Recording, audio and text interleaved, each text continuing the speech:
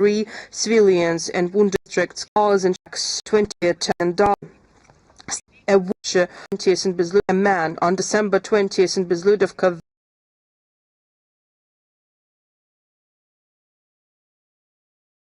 same very day in Platovka village. A drone wounded a man on December 20th in Bezludovka village. A woman stepped on a landmine and died in Shebakina. A UAV attack injured a man. December 22nd, drone attacks on cars in Shebakina and Volkanov districts killed 3 civilians and wounded 4. December 23rd, UAV attacks in Novatovolzhanka village, Grivoron city, Krasny Pahar and Belenka villages killed 1 and wounded 7 people, including a 13-year-old boy. Bryansk region, December 18th. The UAV attacks in Belia Beroska village wounded 3 persons. DPR, December 18th and 19th. In Krasnoarmeysk, UAV attacks injured 2 persons. December 21st, a woman was injured as a result of a drone attack in Gorlovka, Zaporozh region. December 18th, numerous shelling and UAV attacks in Verkhnya Krynytsa village in Kamenka-Dniprovska city killed 2 persons. Between December 19th and 21st in Vasilievka village, 4 persons were injured. December 22nd in the city's Pologi and Nergodar, 2 civilians were injured and another one was injured in Kamensk-Dniprovsky municipal district. Moscow, December 22nd, as a result of a car explosion ahead of the Department of Operational Training of the General Staff of the Armed Forces of the Russian Federation, Lieutenant General Fanil Sarvarov was killed. Investigation believes that Ukrainian intelligence services were involved in that attack. The Rostov region in the night of December 18th, as a result of the Ukrainian UAV attack on Rostov-on-Don by Taisk and Taganrog, in the Rostov port, as a result of the attack, which resulted in a fire on a cargo vessel. 2 members of the crew were killed and 3 members were injured. In Bataysk, a 50-year-old woman was killed and 6 civilians were injured. Sevastopol, on December 18th, a 15-year-old resident of Sevastopol was injured, died in the Moscow hospital because of the wounds, and she was wounded on November 30th as a result of the Ukrainian attack on Sevastopol. She was just 15 years old. 238 children in Russian regions were killed by Ukrainian Nazis since February 2022. That's how the Kiev regime treats children. Kherson region, December 18th, Chelburda village. A man was killed as a result of an ammunition that was dropped by a drone. At the same very day in Veliki Kopani village, UAV attack killed a staff member of the Kherson Energo enterprise, and also 3 workers were injured. Between December 20th and 23rd, Novakakhovka city, the drone attack killed 2 women aged 35 and 60, and 81-year-old woman and 65-year-old man were injured. The Russian law enforcement agencies continues to hold Ukrainian war criminals accountable for their crimes. The Swedish mercenary Karol Frederick Christopher Forsberg was sentenced to 27 years in prison for a terrorist attack in the Kursk region. He was put on the international wanted list. British legionnaire Hayden Williams Davis was sentenced to 13 years in prison. And the operator of the Ukrainian drone Gennady Tretyakov was indicted due to the UAV attack on February 9th in Bryansk region by killing a civilian by dropping an ammunition from a drone. And now who stands behind the Kiev regime? December 19th, the European Council, by a majority of votes, has approved the interest-free loan for Ukraine worth 90 billion euros. As the French President explained, this loan will be used to fund war effort of Kiev in 2026 and 2027. The enlightened Europe that always talks about peace, the need to find a peaceful solution to the conflict, and now they take 90 billion euros and use it for the development of Ukraine, the statehood of Ukraine, but yet it is the Europe itself that destroyed the statehood of Ukraine. They need war. EU doesn't have available financial resources for that, and the head of the European Commission, Ursula von der Leyen, does not give up hope to use the Russian sovereign assets mobilized in Europe to compensate expenses to credit the corrupted regime of Zelensky, or just to commit an outright robbery. Well, not everyone is ready to dance to Ursula von der Leyen's tune. They understand that it's a crime. There is no doubt that the 90 billion euro loan will be paid off by ordinary Europeans and their children.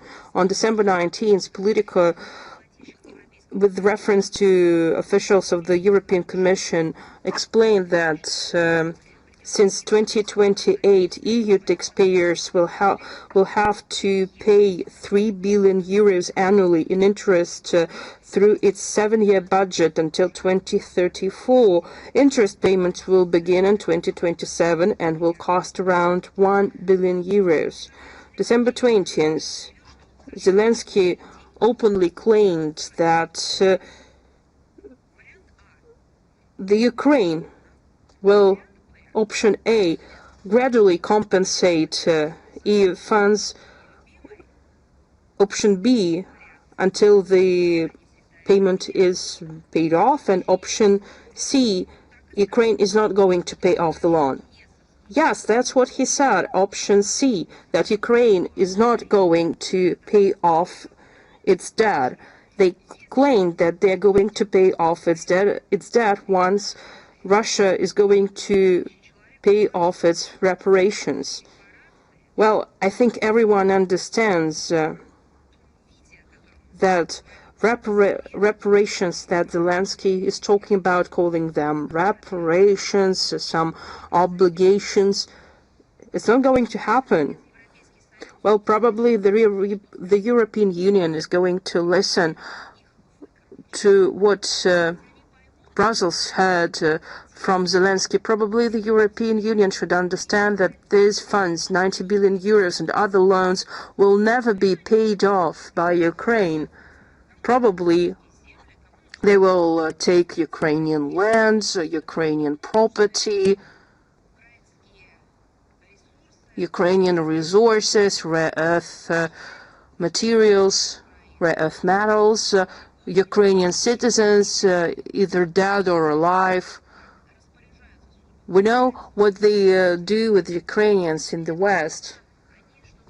Well, maybe they will have something, but they will never have that in a payment. Well, that's what Zelensky said without hiding anything. On December 22nd, the representative of the European Commission, Olaf Joel, at the briefing in Brussels, reported about providing the bottomless pockets of the Kiev regime with a tranche of 2.3 billion euros as part of the financial assistance of the Ukraine facility in order to support the functioning of the Ukrainian statehood. Well, it's quite convenient to send money to what does not exist anymore, because the Ukrainian statehood was destroyed by the Western Europe and Western countries who changed regimes and organized coup d'etats. They sent emissaries to control Ukrainian ministries and agencies. In 2025, Kiev junta has received 6 tranches with a total sum of 26.8 billion euros. Such a corrupt scheme they are using in Kiev in front of the entire humanity. The report of the Defense Minister Denis Shmyhal adds to the picture of how money are embezzled to the needs of Kiev.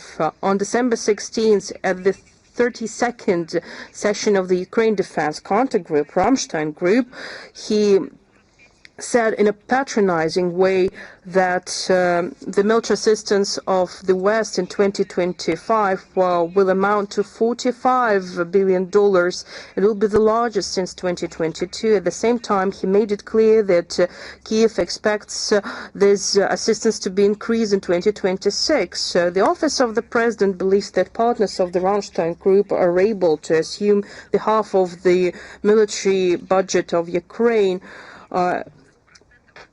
with an amount of 120 billion US dollars, and they are ready to take part in its annual replenishment by providing 0.25% of their national GDP.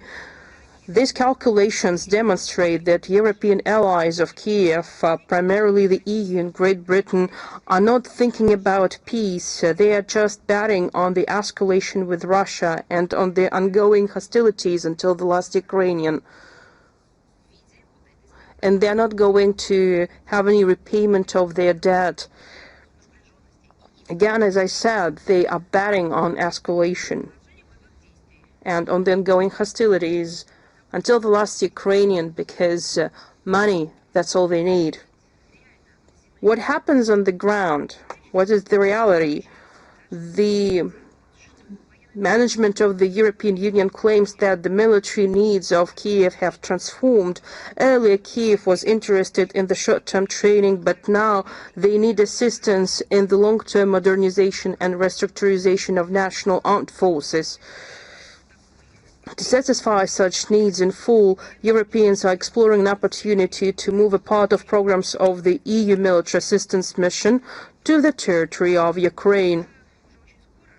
But it seems that they will have nobody to train, because Kiev have decided to classify the statistics about desertion in the armed forces of Ukraine, and they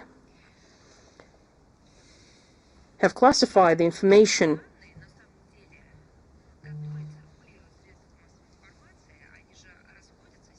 And this information differs from what the Kiev regime provides to their partners. To fill in the gaps, they have decided to introduce harsh requirements for the armor, as well as to reduce the number of medical conditions that exempt from military service and mobilization. Those who returned from absence without leave voluntarily are sent to assault troops. Such measures can hardly address a systemic issue of replenishment of losses in the Ukrainian military. Ukrainians understand what destiny awaits them, what destiny is prepared by the Kiev corruptioners, and Ukrainians are doing everything to save their life. On December 18th, the military ombudsman Olga Reshetilova, in her interview to the Ukrainian media Glavred, admitted, and I quote, that when they have to make a choice between dying on the battlefield or ending up in prison for several years, Ukrainians are choosing the second option. On December 20th, Kirill Budanov, head of the main intelligence directorate, claimed that a domestic factor, including ambitions of certain persons, are to blame for the failed mobilization campaign in Ukraine. However, this failure does not stop the office of the president.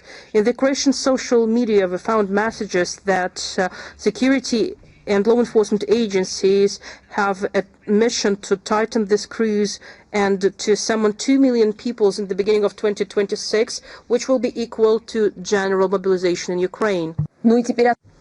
Now about the freedoms they have been fighting for by throwing everything to their ambitions for democracy, for the history. They betrayed their heroes and their history. Let's look what happened. On December 13th, Kiev, on the Church of St. Michael's Monastery, held a meeting of the clergy of the schismatic Orthodox Church of Ukraine, dedicated to its 7th anniversary. We understand these are not schismatics that rely on their dogmas and the interpretation on their theological analysis. This is a quasi-organization that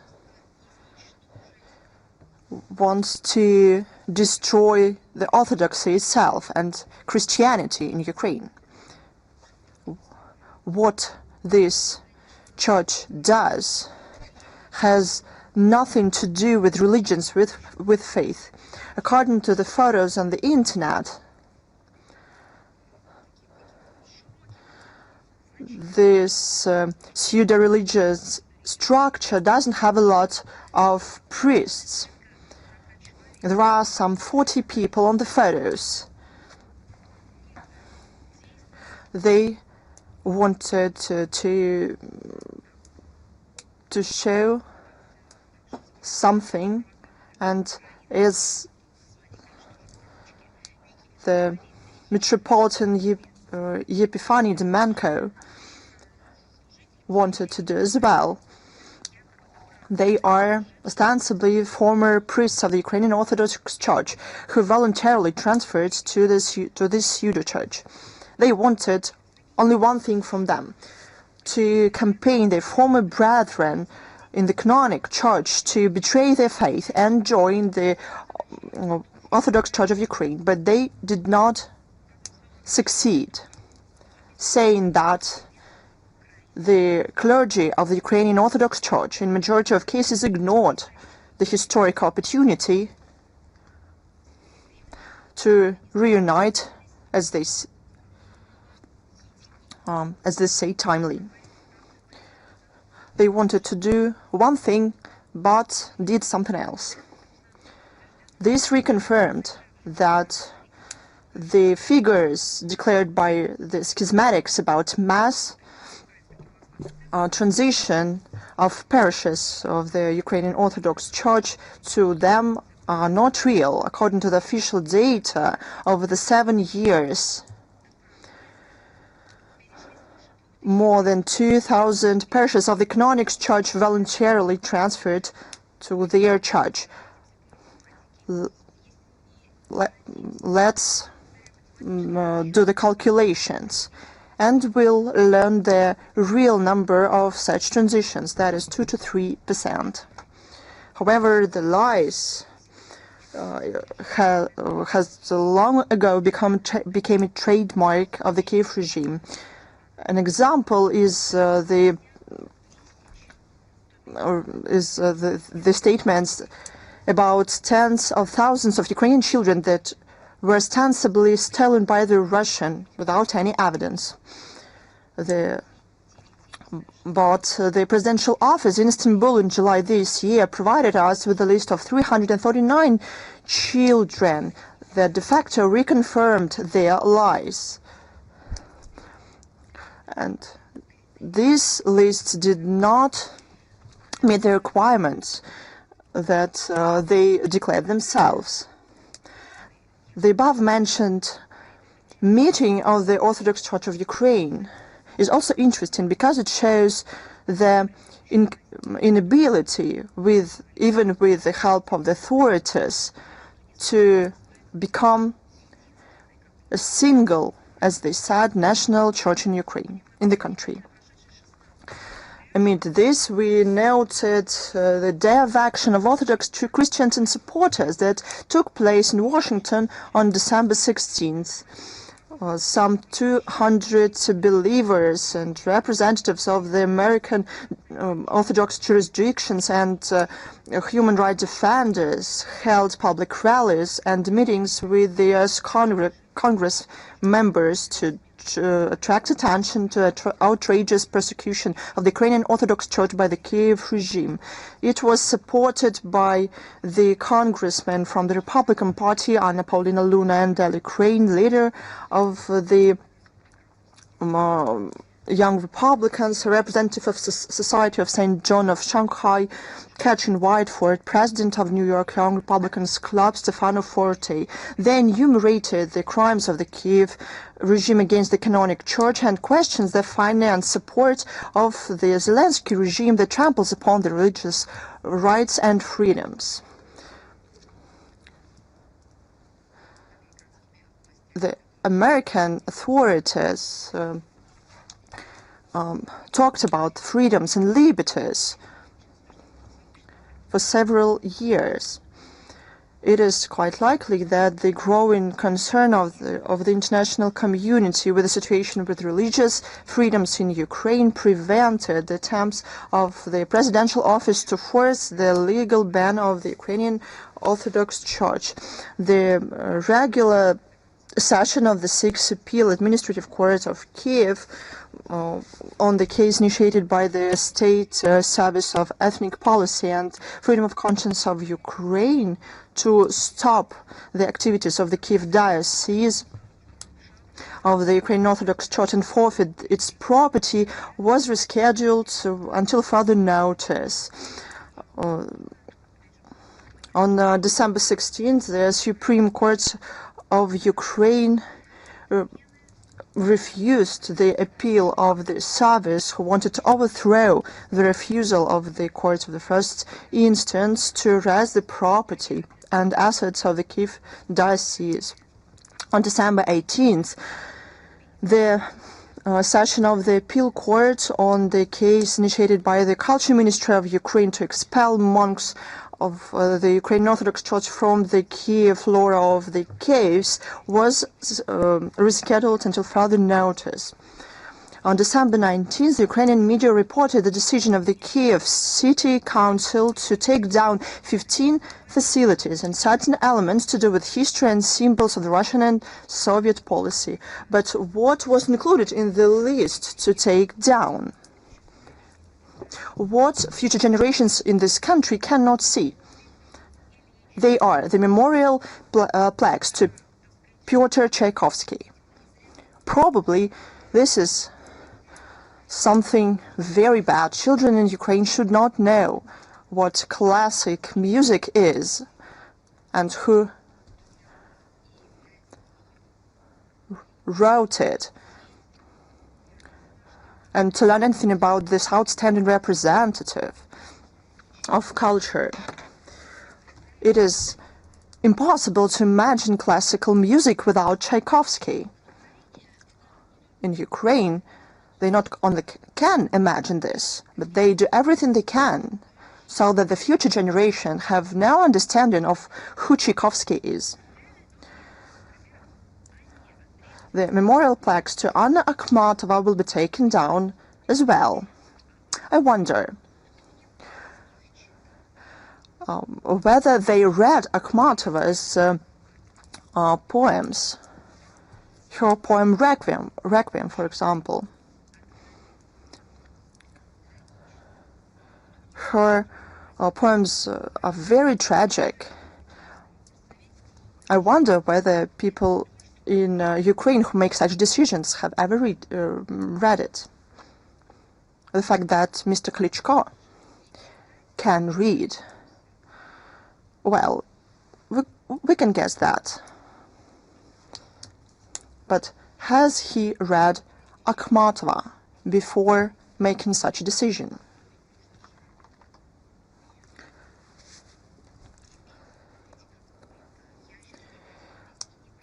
People should have not even morality or conscience, but the remains of some kind of shame.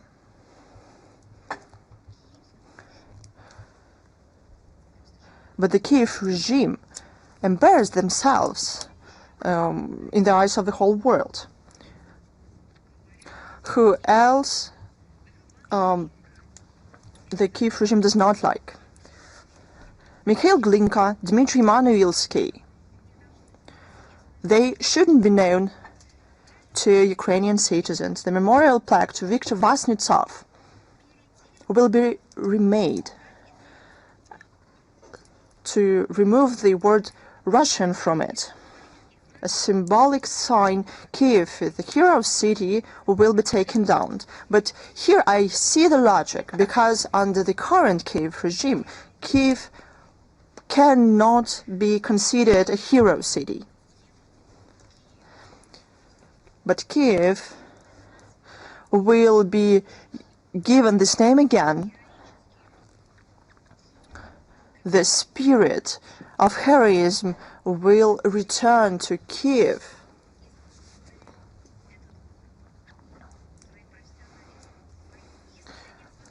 When they deserve that. People deserve that with their patriotism, heroic deed. But this is a thing of the future. They decided, the city council of Kiev decided to transfer and to change other memorial plaques. They don't like them. They also decided to change the language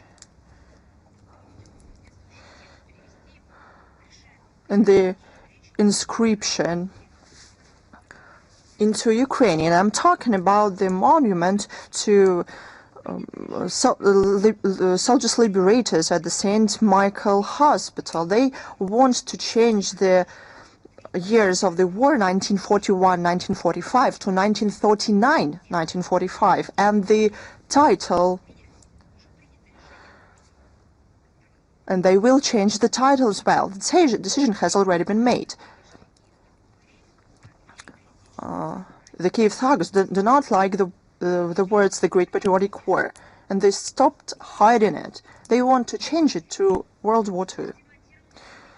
The monument to Mikhail Bulgakov will be taken down as well. The media reported that. It is already wrapped in plastic tape and is covered up with bags of soil. What Bulgakov wrote about is exactly what is going on in Ukraine. This, however, does not stop people in Kiev that continue bring live flowers to it. No matter how hard Banderovics attempts to rewrite the history and to remove memory about our joint and common past, they won't succeed. These facts only reconfirm the relevance of the goals to denazify and demilitarize Ukraine and to remove threats coming from its territory. All these goals will be achieved. Russian leadership has said that many times. Look, we talked about who is behind the Kiev regime. Now let's go to Poland. The media there reported the attempt of the Polish authorities to take control of the building of the former Russian General Consulate in Gdansk. In this regard, I'd like to clear something out. The building of the General Consulate of Russia in Gdansk that suspended its activities in line with the requirements of the Polish authorities belongs to the Russian Federation. This property was handed over to the SSR for unlimited and free use in exchange of the historic building that since the 18th century had belonged to the consulate of the Russian Empire and then the USSR that had been destroyed in hostilities during the during the World War II. We recommend hot hats that are probably in fever in Poland. If any of them attempt to do it, to take hold of the Russian property, to calculate first all the possible consequences of such illegal and provocation activities. I believe that there are a lot of examples how Russia reiterates and how these responses are painful for those who commit arbitrary actions against our country. We received a lot of questions about Venezuela. We prepared a comprehensive commentary about this. As you know, on Tuesday, December 23rd, a session of the UN Security Council took place that discussed the strengthened presence of the US in the Caribbean Sea, introduction of the de facto sea blockade of the Bolivarian Republic. The majority of countries condemned unilateral character of the restrictions that seriously violate the existing international legal principles and norms. The sovereign equality of states, non-interference into internal affairs, freedom of navigation, economic rights in particular. Today we witness the legal arbitrary action in the Caribbean Sea, where the long forgotten practices of illegal appropriation of somebody else's property is revived. In terms of international law of the sea, such behavior is qualified as the violation of the freedom of navigation. We condemn this and call on the stability and order in this in the maritime sphere. We support the idea that Latin America and the Caribbean should remain a zone of peace, as it was declared in 2014. We should prevent the destructive scenario. We expect that pragmatism and rational thinking characteristic of Donald Trump will help find mutually acceptable solutions within the international law. We reconfirm our support to the efforts of the government of Nicolás Maduro. We had a lot of questions and we commented on them quickly. I would like to say one more time that the embassy of Russia in Caracas and Russian experts in Venezuela work as usual. I would like to ask the representatives of the media, first of all Russian, but also foreign, when you see such fakes, please double check this information. We will comment on everything quickly. Please do that before you reprint such news. This happened many times.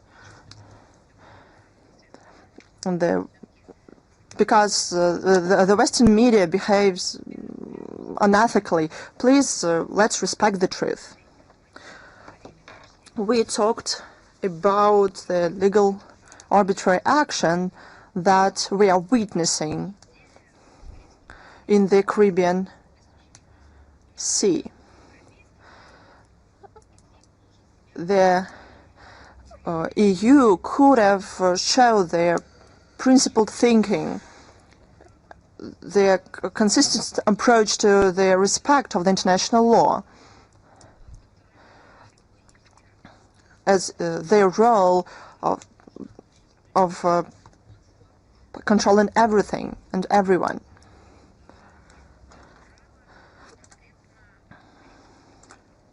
That's what they could have done in the Caribbean Sea. Indeed, on December 15th, the EU adopted yet another declaration that is called making full use of the international law of the sea framework relating to threats from the shadow with the US, one can think. But now, from the shadow fleet and to the protection of critical undersea infrastructure. As you understand, they are talking about Russia, of course. A direct threat that Washington does not hide. They officially and expert level state their wish to destroy and to make certain steps to put pressure in the Caribbean Sea, on Venezuela. All this is disregarded by the EU. It is busy. But what is it busy with? It is busy with the sea of the law, but not in the context of Venezuela as a sovereign state. It is busy with the law of the sea in context of fighting of shadow fleet that is unknown to anyone. No connection with the norms of the international law in this declaration. It is one more attempt of the EU to connect their legitimate actions with international law. The use As far as you understand, the term shadow fleet does not exist in international law, and also this term is used in different ways in this document. Either this fleet vessel is without nationality, or these vessels are obsolete without specifying when these vessels have become obsolete, or the document just openly admits that sly European officials view all vessels carrying Russian oil and gas as shadow fleet.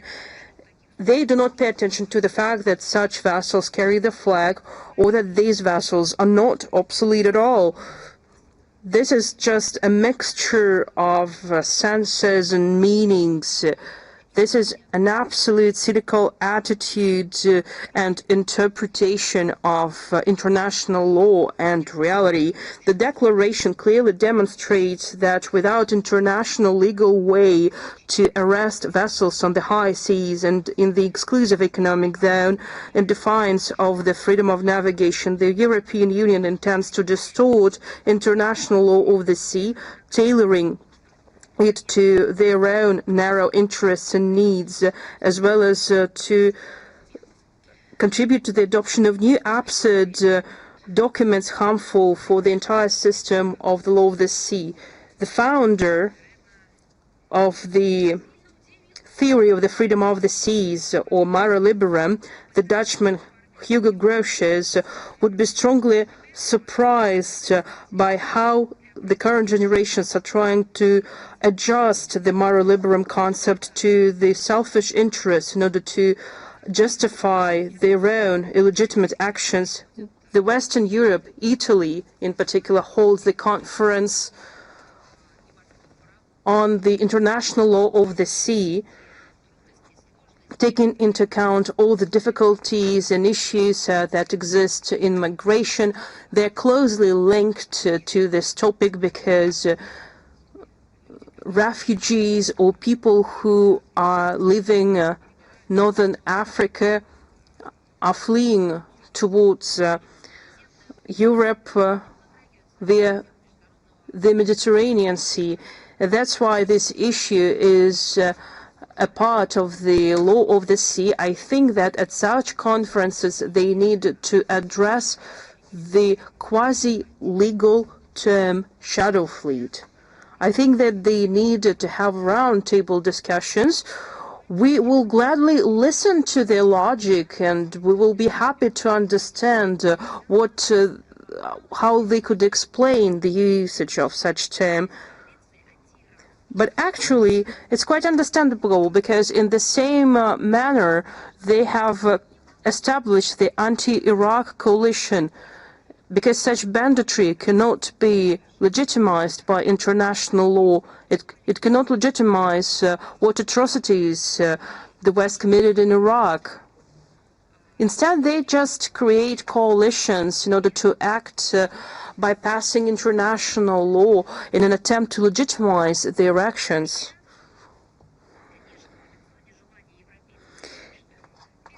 It is obvious that Europeans do not want to admit that The root causes of the threats identified in the document, including threats to integrity of international sea trade and environmental security, are unilateral restrictive measures of Europe that go against international law. And as for the protection of critically important undersea infrastructure and cooperation in this field, and investigation of such incidents, our country eagerly supports such proposals, and we are ready to join the joint international investigation of terrorist acts targeting Nord Stream pipelines. The 56th session of Russia-Norway Fishing Commission completed its work several days ago, a week ago. It's an important mechanism that takes serious decisions with regard to the management of fisheries in the Barents and Norwegian seas. This year, the session of the Commission took place when Oslo took restrictive measures against two fishing companies of our country, which threatened to undermine the entire system of effective management of fisheries in one of the key industrial areas of the Northern Europe. Such restrictive measures and claims to the Russian fishers are absurd, and they go against the provisions of Russia-Norway Intergovernmental Agreement on Fisheries and other agreements. Such departure from their implementation is nothing less than a violation of international law. It should be noted that all accusations of Russian companies have remained baseless because we haven't received any evidence and they haven't provided any convincing proof corroborating their accusations. And again, they show that they just stand in solidarity with the European Union and its anti-Russian sanctions frameworks. Nonetheless, the Russian delegation was able to prevent the collapse of the 50-year-old order of managing this industry, and made sure that its interests were taken into account. We have established the maximum catch and fishing quotas. In 2026, Russian fishers will be able to continue their traditional fishing in this region, but at the same time, we regret that Oslo has lost its independence and ability to critical thinking, and such pointless following of the Russophobic line is fraught with the serious consequences for the current system of management of fishing resources in the north. To whom it is beneficial? I think that it is for the Norwegian authorities to think about it. Another region, the Thailand-Cambodia border, the territorial disputes that have become a legacy of Western colonialism has turned into confrontation between the two countries. It's a pity that these two countries are traditional partners of Russia. We support the solution of all the disputes exclusively through peaceful means, and we hope that the countries involved will show restraint and they will avoid civilian casualties. The information about the intent of Thailand and Cambodia to resume their dialogue within the framework of the existing bilateral mechanism gives us hope that they will reach ceasefire and settle conflict, take into account provisions of the joint declaration signed by the two countries on the sidelines of the ASEAN summit in Kuala Lumpur on October 26. And another aspect of legal arbitrariness, we noticed that Germany continues to oppress and harass Russian citizens by banning the export of personal sanctioned items. They include personal items that were bought in one piece for personal use or as gifts. German authorities believe that they have the right to arrest the person and seize these belongings. They can make a report and send materials to the competent authorities in order to make a decision about the penalty, which and such act might be even criminalized in Germany. Just what happened in Stuttgart airport, the Russian citizen was going back home from the business trip, and she was subjected to humiliating and thorough search by German customs authorities. Customs authorities referred to the sanctions regulations, and they have permanently removed her clothing, personal items, and cash. Just simply saying she was robbed in the middle of the day.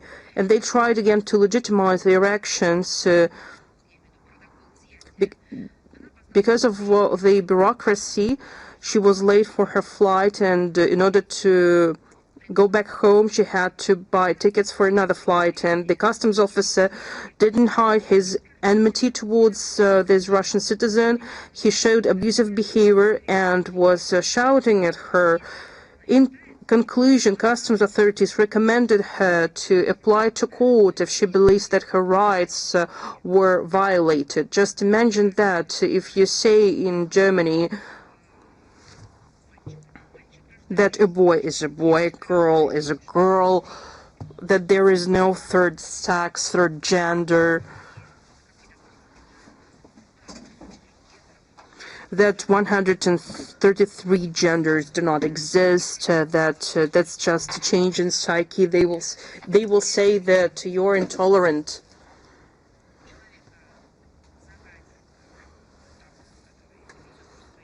And if there is a person with personal belongings and they believe that they have the right to shout at that person, to threaten that person, and to be racist towards that person, then they believe that it's normal, and tolerance has nothing to do with that, and human rights have nothing to do with that. That's what the German authorities believe.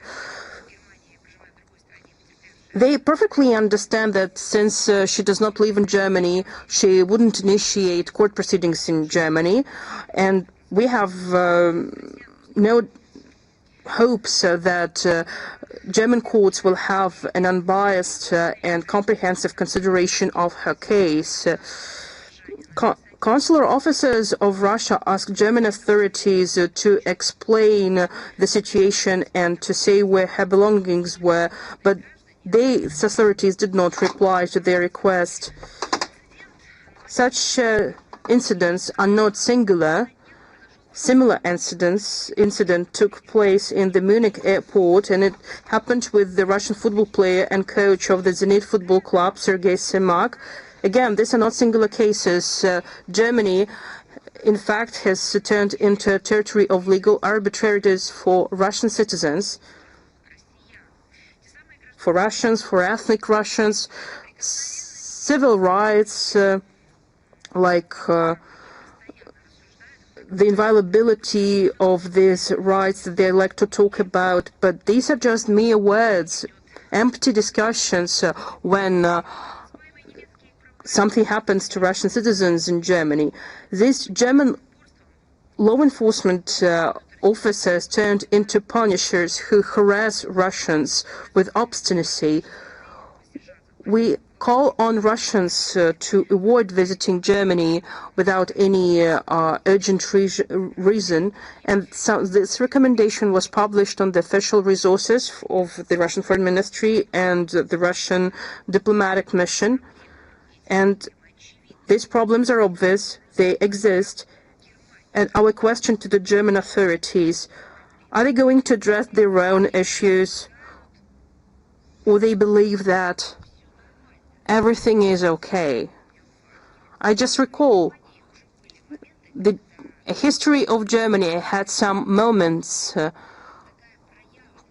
when such outright nationalism was viewed by German authorities as a new norm, and it resulted in a global disaster.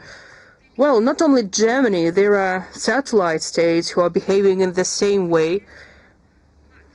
Latvia. The punitive justice machine continues to gain momentum in Latvia.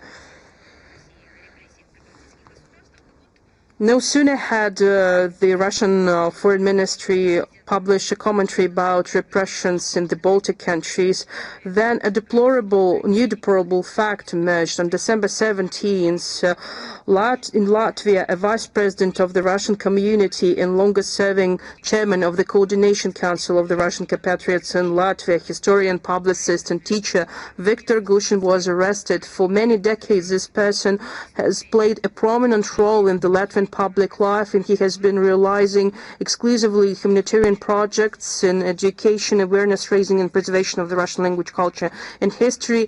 Yet he was arrested on baseless charges. The arrest of the Russian compatriot is aimed at intimidating the Russian-speaking diaspora, destabilization of the situation inside the Russian community, and it also aims to undermine the annual conference of our compatriots in Latvia.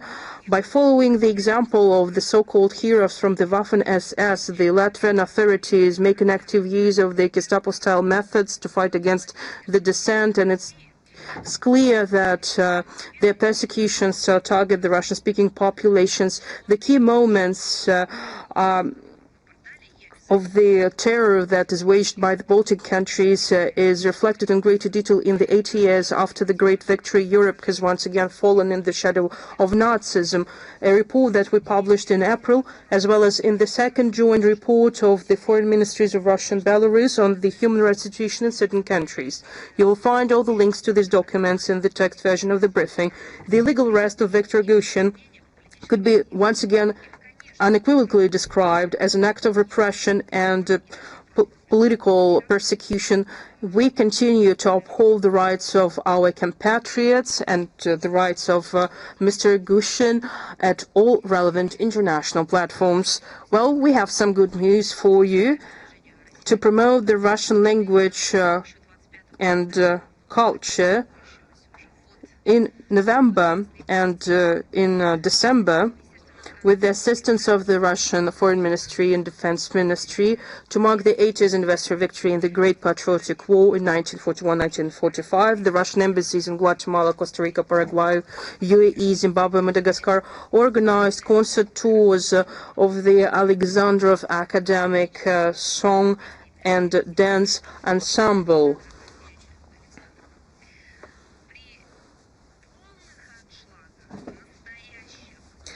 The concerts, for the first time, were given with great triumph in the largest concert venues in Asuncion, San Jose, Guatemala, Dubai, Harare, and Antananarivo.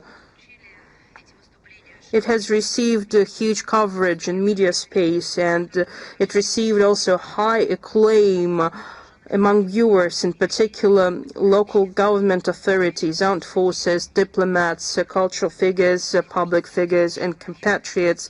Concerts in total were attended by more than 5,000 people. Broadcasts were organized both online and on the TV. Apart from the great works written by Russian composers, military and patriotic performances, heroic and Russian folk songs, artists performed the well-known works in national languages of the host countries. They performed popular hits, classic pieces, romance songs, dancing and instrumental performances. This program of the large-scale concert tour included such thematic musical singing and dancing master classes, and it has generated a huge interest among the professional musicians of the host countries and all those who wanted to learn more about the Russian culture. Such performances generate larger interest to the Russian language and culture, and they symbolize such important moral and spiritual values as valor, kindness, and loyalty to fatherland. We appreciate strong cooperation between the Russian Foreign Ministry and Russian Defense Ministry, the International Humanitarian track. And Alexandrov Ensemble is a favorite ensemble all over the world. It's one of the calling cards of our country. And now some news about sports. Several days ago, the International Olympic Committee has adopted a decision to allow Russian and Belarusian youth athletes to compete. And we believe that this decision is absolutely legitimate. We commend the work of the IOC under its current leadership that shows steady and consistent movements towards reinstatement of fundamental principles of the Olympic Charter, despite clearly positive outcomes of the IOC summit in Lausanne for the Russian sports and for the international Olympic movement in general. Some apologists of the boorish Russophobia disagree with this decision. In particular, the Minister of Culture of Denmark, which is probably a great sports power, if you know. They have made a great contribution to world sports, especially for winter and summer sports. That's why Denmark believes that it has a right to speak about it. And to say what Russian athletes can go to competitions and how. He calls on the EU countries to restrict sport and humanitarian contact with our country and to build up new barriers instead of dialogue. Probably Culture Minister wants to clean up even a small place on the pedestals for his Danish athletes, because otherwise it is not achievable for them. But if Russian athletes does not have access to this, probably their athletes can win some medals. In order for your athletes to win medals, stand on the to be the best. They should do sports, not nationalism in their country. They should love sport, love people, love science, by the way, know history of sports and in general as well. You have to work hard, to put a lot of effort and put a lot of means to develop in sports. You should train a lot and encourage those who develop sports in your country. In this case, you'll see your citizens, your athletes, among the winners with medals, with cups. And if you do sanctions, if you think about sanctions packages and restrictions regarding athletes from other countries, you'll only destroy world sport. I'd like to wish Minister of Culture of Denmark to calm down and come to terms with the objective reality. The full restoration of the rights of the Russian athletes is a matter of time.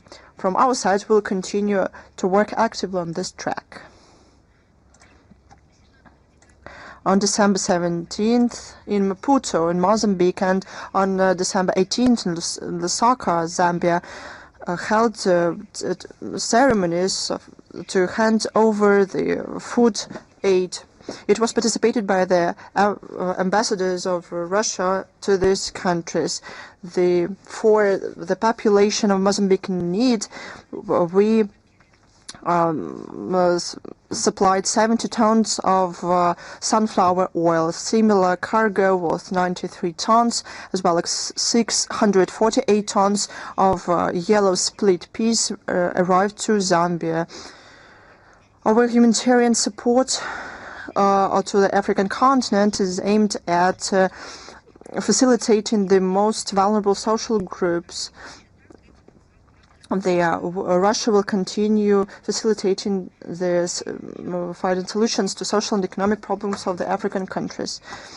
And the Monash Center hosted the awarding ceremony of the award of Future Technologies Vizov Challenge for R&D intense solutions with huge potential to change lives of people for the better in the nearest future. This year, it's been the second time that the international nomination Discovery was introduced. In total, within this nomination, representatives of 33 countries participated. The winner of this year is Valery Fokin, professor of South California University, who was born in Nizhny Novgorod, for the discovery of the reaction that defined click chemistry and that changed molecular sciences and chemistry of life systems. Even today, based on this click chemistry, this is a concept of synthesis of organic molecules to join molecular blocks. Drugs are used. They save thousands of lives. We welcome such initiatives aimed at encouraging the science development for the good of the humanity. Will continue facilitating the foundation to develop scientific and cultural ties of this award and its activity in order to shape the basis for the sustainable and equal international science dialogue. On December 26, the Rus Expert Center, together with Moscow Expert Center, will organize the New Year press tour for foreign media aimed at supporting Russian exporters under the national brand Made in Russia. This is the case when I envy foreign journalists. I think it will be very interesting.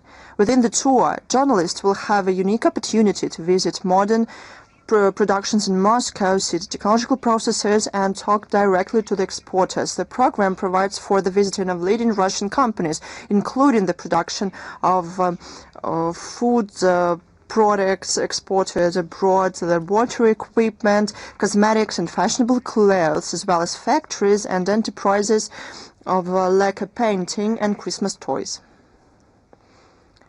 Well,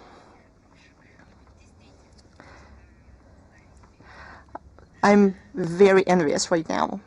During the tour, journalists will have an opportunity to interview top managers and to receive first-hand information about strategies and achievements of the company. And I'm sure that you will have gifts as well. But yesterday, I also received a lot of presents and like a pension as well. The journalists will be able to see for themselves how unique Russian goods are produced. I'm sure the press tour will help foreign media to understand and see modern Russian products. In February 2026, the fourth Youth Forum will take place. It's called Foreign Political Meetings in the memory of Vitaly Churkin, organized by Gorchakov Foundation to support public diplomacy. The aim of the project is to preserve memory about an outstanding Russian diplomat of the modern times, Vitaly Churkin, and to train, to prepare specialists in international affairs.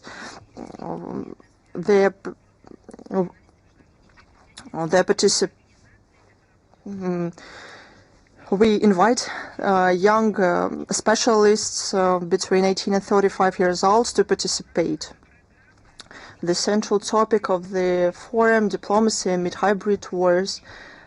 The participants will discuss nuclear non-proliferation, international security, protection of international law, principle of state sovereignty, legacy of Vitaly Churkin, modern times.